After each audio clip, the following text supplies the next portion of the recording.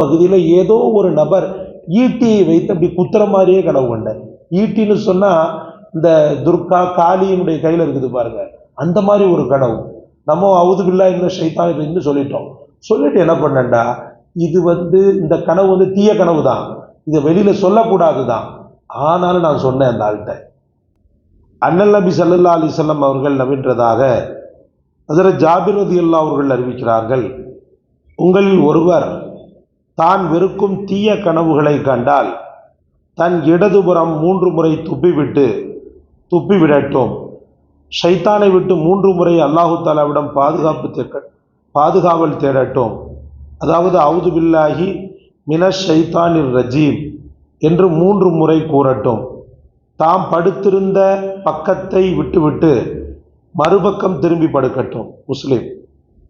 ஹஜ்ரத் அபுல் அஸ்கவுல் வாதிலா பின் அல் அஸ்கவு ரலியல்லாஹு அவர்கள் அறிவிக்கிறார்கள், அண்ணல் நபி ஸல்லல்லாஹு அலைஹி வஸல்லம் அவர்கள் கூறினார்கள், இட்டு கட்டுவதில் மிக பெரும் இட்டுக்கட்டு தன் தந்தை அல்லாத வேறொரு மனிதனின் பக்கம் தன்னை இணைத்து தான் அவரின் மகனாகும் என்று வாதாடுவதாகும். அல்லது தன் கண்கள் பார்க்காத ஒன்றை பார்த்ததாக பொய்யான கனவுகளை கூறுவதாகும். அல்லது ரசூலுல்லாஹி ஸல்லல்லாஹு அலைஹி வஸல்லம் அவர்கள் சொல்லாததை அவர்கள் சொன்னதாக கூறுவதாகும். இவற்றை தவிர்த்து கொள்வீர்களாக, இவை மாபெரும் பாவங்களாக உள்ளன. புகாரி. தான் காணாத விஷயங்களை கண்டதாக கூறுவது மாபெரும் தவறாகும். அவை கனவாக இருந்தாலும் சரி, மற்ற விஷயங்களாக இருந்தாலும் சரி, அவற்றை இந்நபிமொழி வன்மையாக கண்டிக்கிறது. எனவே தான் பார்க்காத கனவுகளை பார்த்ததாக கூறுவது பெரும் பாவமாகும். அன்பிற்குரியவர்களே, கனவுகள் அப்படின்றது மனிதனுடைய வாழ்க்கையில் ஒட்டி பிறந்த ஒன்று. ரொம்ப அதிகப்படியான உடல் அழுத்தம் இருக்கும்போது அயர்ந்த தூக்கம் வரும்.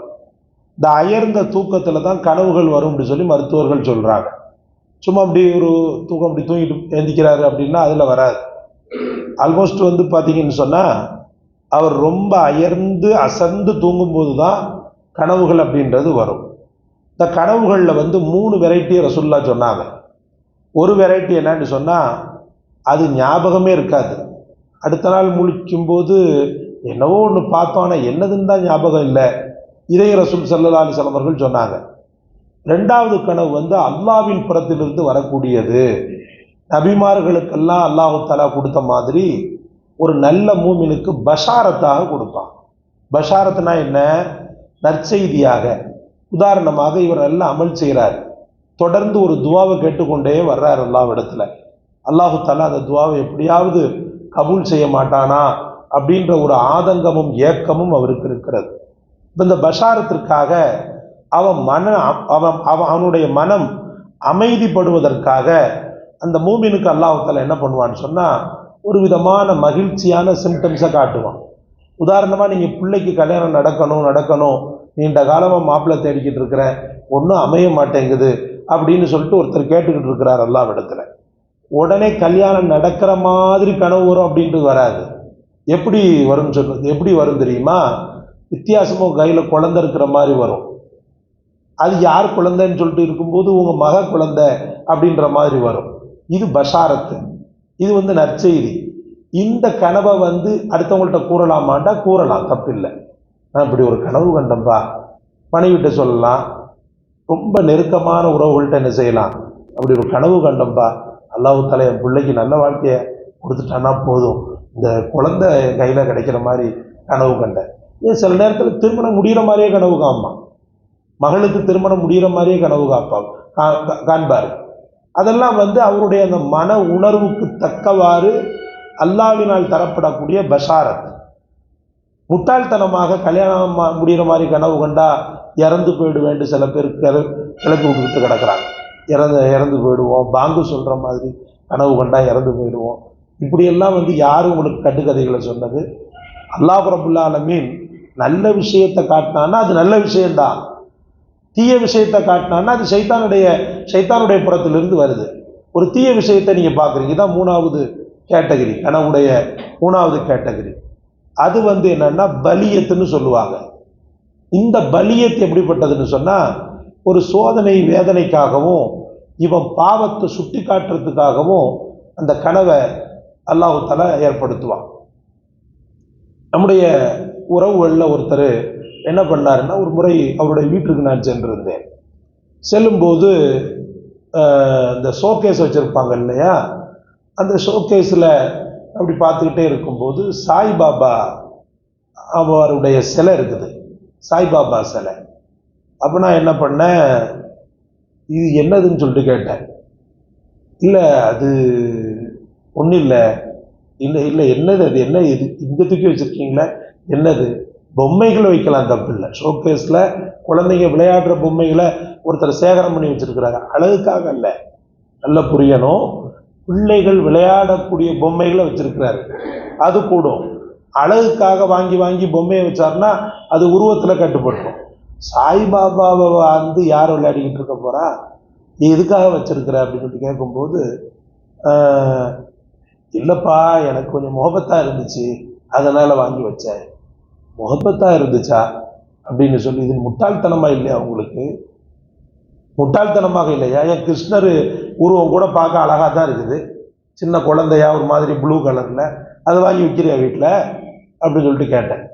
கேட்ட உடனே, இல்லை அதில் தப்பா, சாய்பாபா முஸ்லீம் தானே, அவருக்கு வகி வந்த மாதிரி என்ன செய்கிறாரு, சாய்பாபா முஸ்லீம் தானே, அவர் முஸ்லீமோ இந்துவோ, ஏன் முஸ்லீமில் உள்ள ஒரு பெரிய ஆளாகவே அவர் இருக்கட்டும்னு வச்சுக்கோ, அவர் உருவத்தை அப்படி வைப்பியா அப்படின்னு பார்த்தா, ரசுல்லாவுடைய போட்டோவை ஊடு முழுக்க மாட்டேனுமேண்ணா. அவங்கள விட சிறந்தவங்க யார் உலகத்தில்? அவங்கள விட எனக்கு ரோல் மாடல் வேறு யார்? அவங்க உருவத்தை ஃபுல்லாக ஊடு ஃபுல்லாக மாட்டியிருக்கணுமே, நான் போகிற இடம் வார இடம் உட்கார்ற இடம் எல்லா இடத்துலையும் மாட்டியிருக்கணுமே. இது இப்படி வச்சுருக்கிறீங்கன்னு சொல்லி பிடிச்சி சத்தம் போட்டோம். கடைசியில் தான் பார்க்கும்போது தான் பூனைக்குட்டி வெளியில் வருதுன்னுவாங்க இல்லையா, அந்த மாதிரி இந்த நபர் வந்து சைடு வாக்கில் சாய்பாபா கோயிலில் போய் பிரார்த்தனை பண்ணுறது, அங்கே நேர்ச்சை பண்ணுறது, இந்த மாதிரி காரியத்தை பண்ணிக்கிட்டு இருந்தாருன்னு சொல்லி வளர்ந்துலாம் மனம் திருந்தி வாழலாம். நிறைய அட்வைஸு கொடுத்துருக்குது. அது மட்டும் இல்லாமல் மற்ற இடங்களுக்கும் அவர் பயானுக்கு அப்படி இப்படின்னு சொல்லிட்டு போயிருக்கிறாரு. இப்போ மனமாற்றத்தை அல்லாஹ் ஹிதாயத்தை கொடுத்துருக்கலான்னு நான் சொல்ல வர்றேன். அப்போ இந்த மாதிரி ஒரு சூழ்நிலையில் இருக்கும்போது அவரை பற்றி நான் ஒரு கனவு கண்டேன். என்ன கனவு கண்டேன்னு சொன்னால், அந்த நபருடைய அந்த கழுத்து பகுதி இருக்குது பாருங்க, அந்த கழுத்து பகுதியில் ஏதோ ஒரு நபர் ஈட்டியை வைத்து அப்படி குத்துற மாதிரியே கனவு கண்டேன். ஈட்டின்னு சொன்னால் இந்த துர்கா காளியினுடைய கையில் இருக்குது பாருங்க, அந்த மாதிரி ஒரு கனவு. நம்ம அவுது பில்லா இந்த ஷைத்தான் இருந்து சொல்லிட்டோம். சொல்லிட்டு என்ன பண்ணேன்டா, இது வந்து இந்த கனவு வந்து தீய கனவு தான், இதை வெளியில் சொல்லக்கூடாது தான். ஆனாலும் நான் சொன்னேன் அந்த ஆள்கிட்ட, இந்த மாதிரி ஒரு கனவு உன்கிட்ட கண்டேன், உன் விஷயத்தில் கண்டேன் அப்படின்னு சொல்லி சொன்னேன். சொன்ன உடனே இப்படி சொல்லுவீங்க, ஆண்டவன் மேலே சத்தியமாக சொல்கிறேன், அந்த கனவை கண்டேன், உன்னை யாரோ ஈட்டியில் வந்து குத்துற மாதிரி கனவு கண்டேன் அப்படின்ன உடனே அந்த ஆள் கொஞ்சம் விலை வெளுத்து போச்சு. நான் எதுக்காக சொல்ல வரேன்னு சொன்னால், இந்த மூணாவது கேட்டகரின்றது வந்து இப்லீஸால ஏற்படக்கூடியது. அப்படி இல்லைன்னு சொன்னால் அல்லாஹ் தஆலா ஒரு பாவத்தை இவன்கிட்ட இருந்து விளக்கிறதுக்காக நீ அப்படி பண்ணாதன்றத அல்லாஹ் தஆலா ஒரு இதாக காட்டுவான். அது ஒரு பெரிய நேமத்து தான். ஒரு வகையில் பார்த்தா மனதில் பதறல் ஏற்படும். இந்த பதறலுக்கு தான் ரசூல் ஸல்லல்லாஹு அலைஹி வஸல்லம் சொல்யூஷன் கொடுத்துருக்குறாங்க. எந்திரிச்ச உடனே என்ன பண்ணணும், இடது பக்கம் 3 முறை துப்பணும். மனைவி இருக்கிறாளான்னு பார்த்துக்கணும், அது மேலே துப்பிடக்கூடாது. 3 முறை துப்பிட்டு அதுக்கப்புறம் 3 முறை தாவூது ஓதணும். அஊது பில்லாஹி மினஷ் ஷைத்தானிர் ரஜீம், அஊது பில்லாஹி மினஷ் ஷைத்தானிர் ரஜீம், அஊது பில்லாஹி மினஷ் ஷைத்தானிர் ரஜீம். போயிட்டே இருக்க வேண்டியதான். நான் தீய கனவு அடுத்தவங்கள்ட்ட சொன்ன மாதிரி, நான் அடுத்தவங்கள்ட்ட சொன்னேன்னா அவர் திருந்தறதுக்காக சொன்னேன். நீங்கள் என்ன செய்யக்கூடாது, நான் இப்படிலாம் கனவு கண்டேன் அப்படின்னு பயங்கர கனவுகளை வெளியில் சொல்லக்கூடாது. அது பழிச்சிரும்னாங்க ரசூலுல்லாஹ், அதில் பாதிப்பு ஏற்படும்னாங்க ரசூலுல்லாஹ். அதனால் அதில் இருந்து தவிர்த்து கொள்வோம். இந்த கனவுகள் என்பதெல்லாம் இதெல்லாம் வந்து ஒரு பாட்டு தான், இதுவே வாழ்க்கை கிடையாது. அல்லாஹ் நம் அனைவருக்கும் நல்ல கனவுகளை காண வைத்து அதை பழிக்கக்கூடிய நிஜமாகக்கூடிய பாக்கியத்தையும் அல்லாஹ் தந்தருள்வானாக. சுப்ஹானல்லாஹ்.